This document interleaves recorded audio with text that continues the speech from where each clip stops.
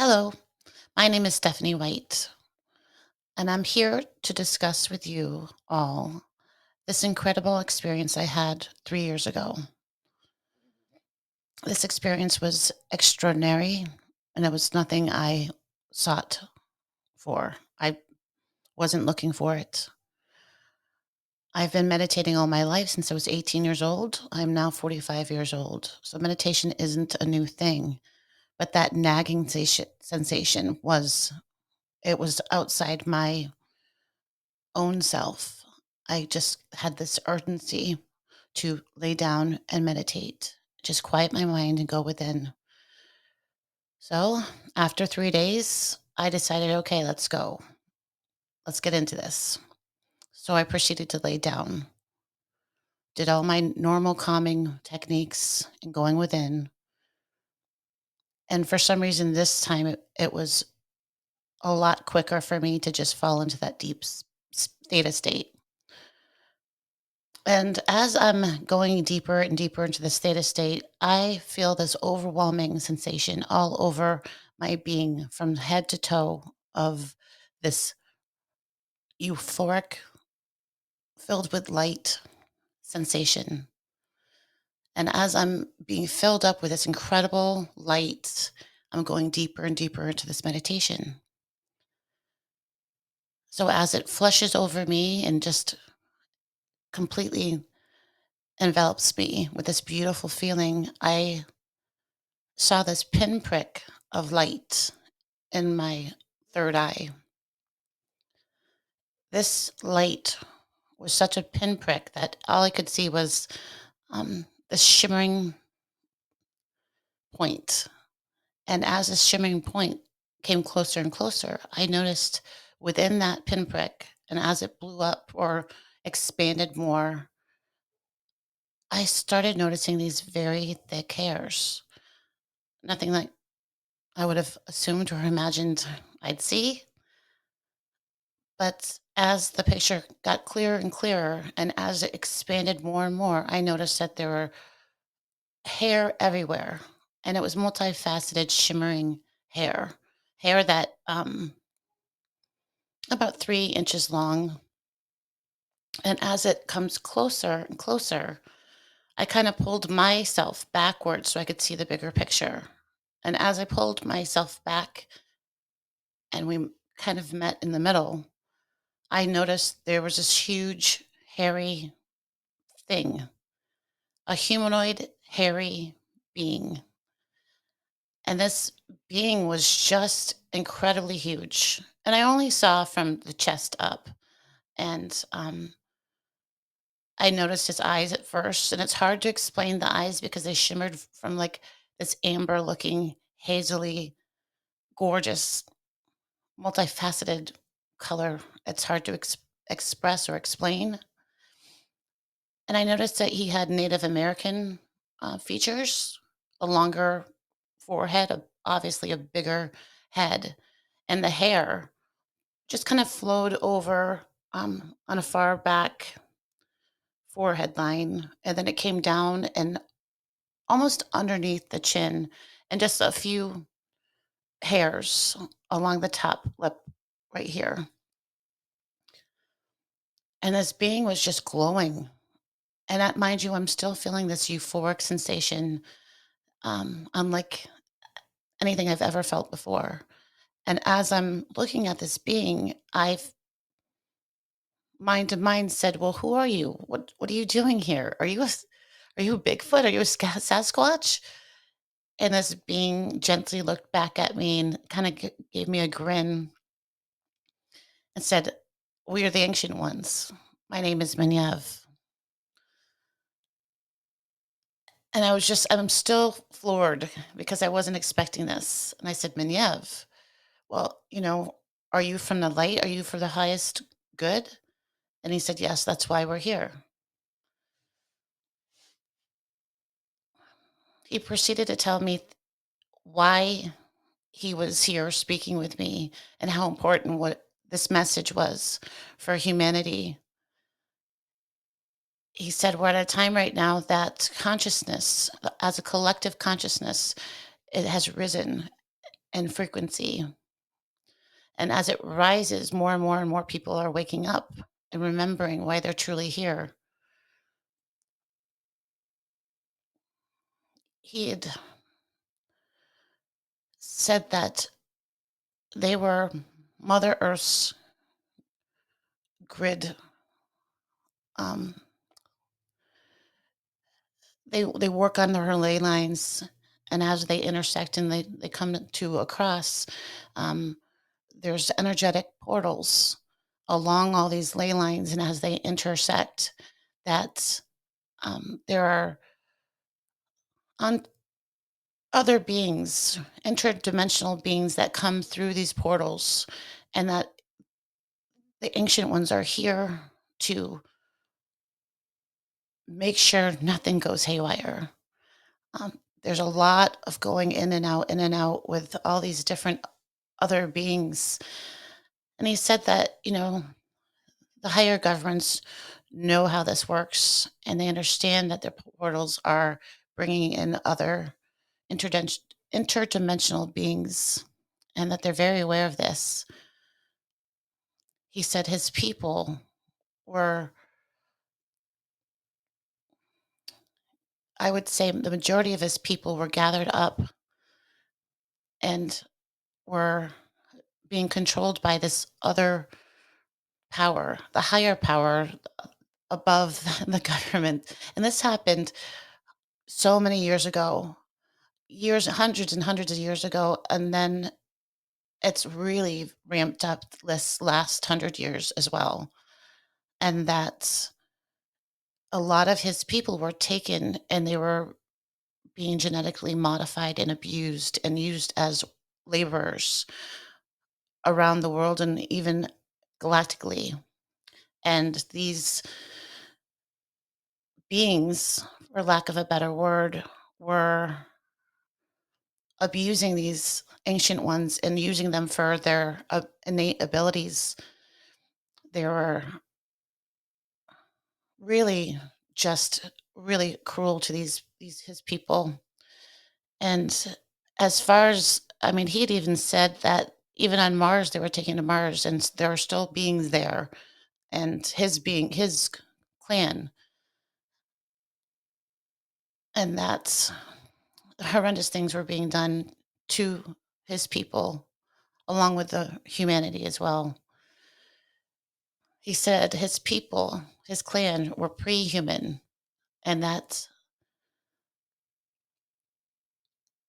somehow, somewhere along the way, there was a genetic modification of sorts, and that humans were almost offshoots. And I didn't quite understand as he was discussing this.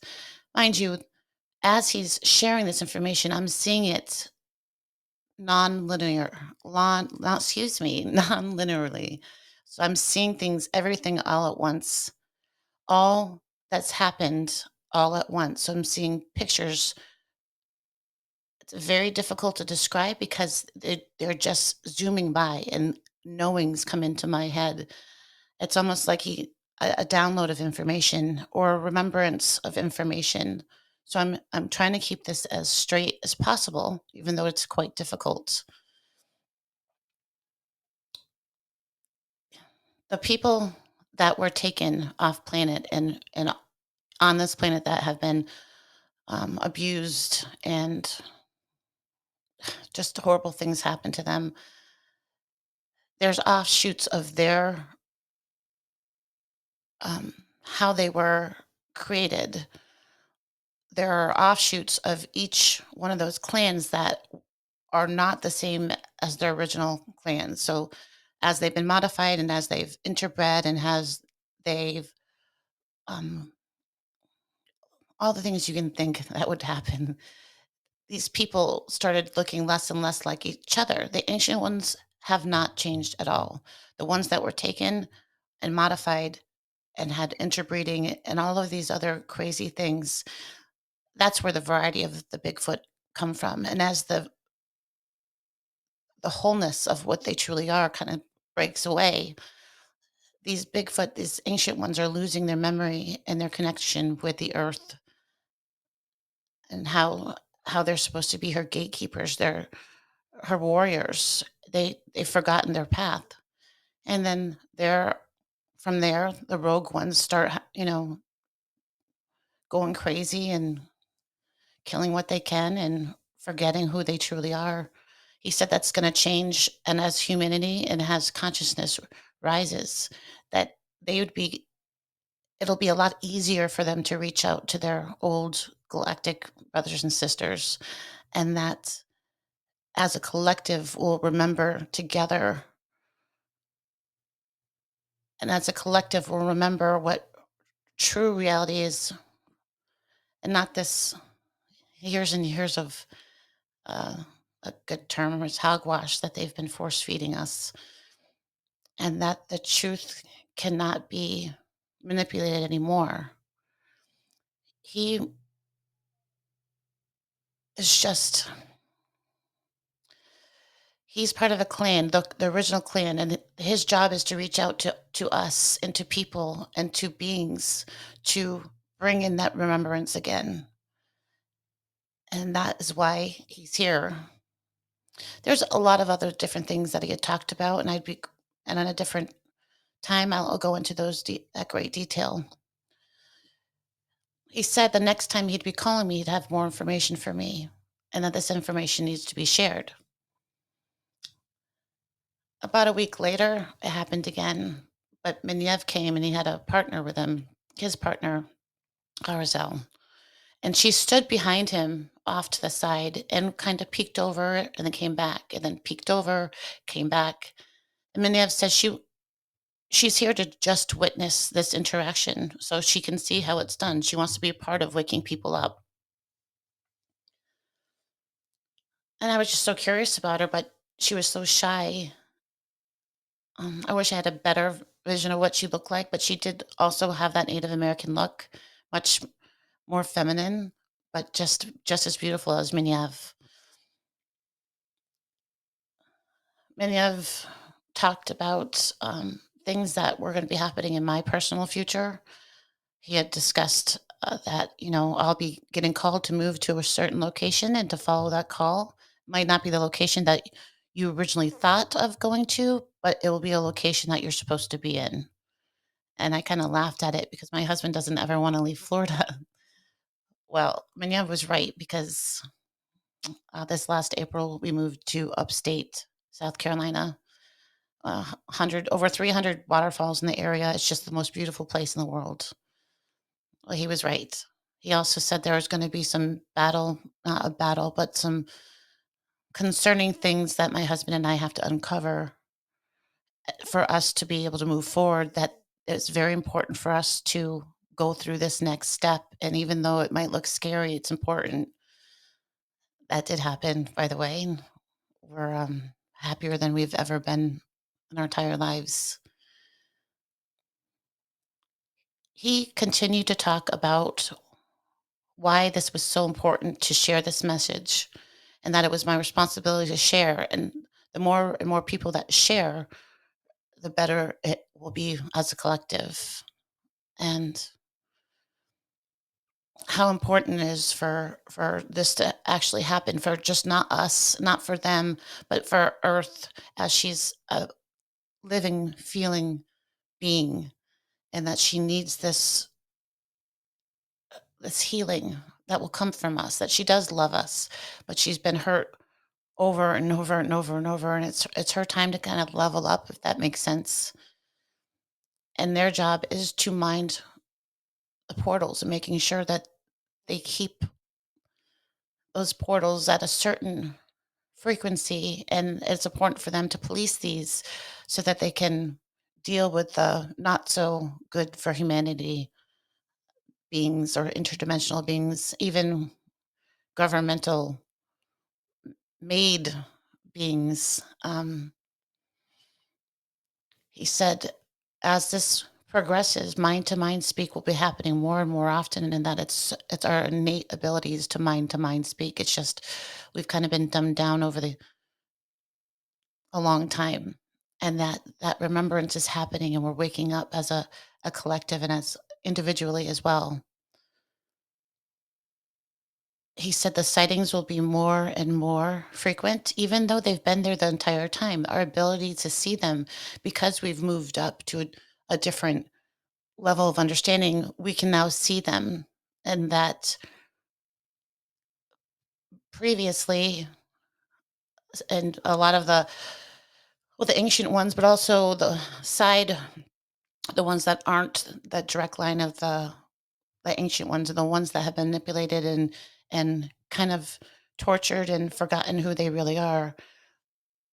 They were so used to standing right in front of us and for us to not see them that they don't look out for us, especially those rogue ones. They don't expect you to see them.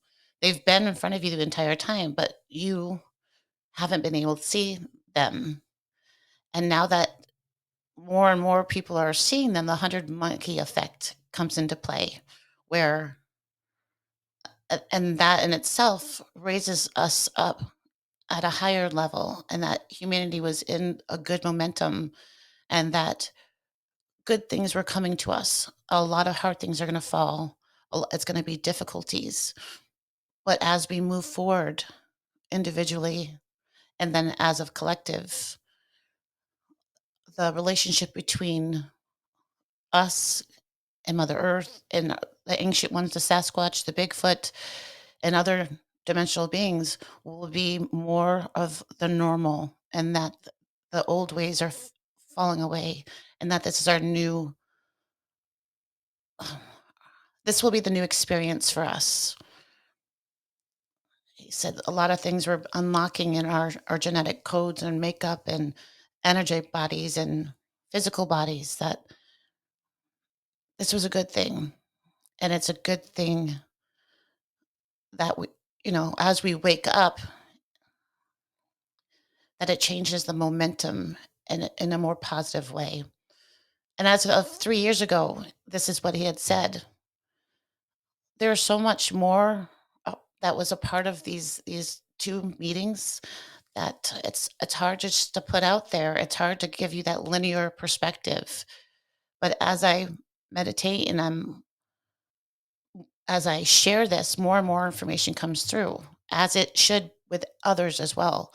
So, I mean, they've reached out to so many people, and it's up to us to talk about this, even though it's extremely nerve wracking. You don't want to look like a crazy person. I felt so guilty. It took me 3 years. I did write to, I think his name is Jacobs there in Nevada. I wrote in my story, and because I was too afraid to speak it, and he read it on the air. Um, I tried this another time to speak out, and I kind of botched that whole entire interview just because I was so nervous. And then it really took a minute for him to kick me in the rear so that I would speak. I'm glad that I have, and I'm glad that I will continue to do this. The last time I knew that he was around me is when we were walking. My husband and I were walking in Walhalla, and we were chasing waterfalls. We were walking, and the forest just got super silent. You couldn't even hear the creek next to us. It just got so deadly silent. My husband and I are looking at each other, looking like, "Well, that's really strange. What did we just walk into?" And as I'm thinking that, I heard loud as clear, "Are you ready? It is time." And I just said, "Fine, fine, fine, fine. I'm gonna do it. Let's do it." So here I am sharing this story. And there's a lot more to the story, and as time goes on, I'll share more. But I hope you enjoyed this little conversation, and hopefully this clears up some of the questions that people are having. This is not a easy thing to come out and say or do, but it's the right thing to do. And I just appreciate you guys listening to this, and hopefully it makes more sense. It's more clear. And if you have any questions, feel free to reach out to me. Have a blessed day. All right. Talk to you soon. Bye.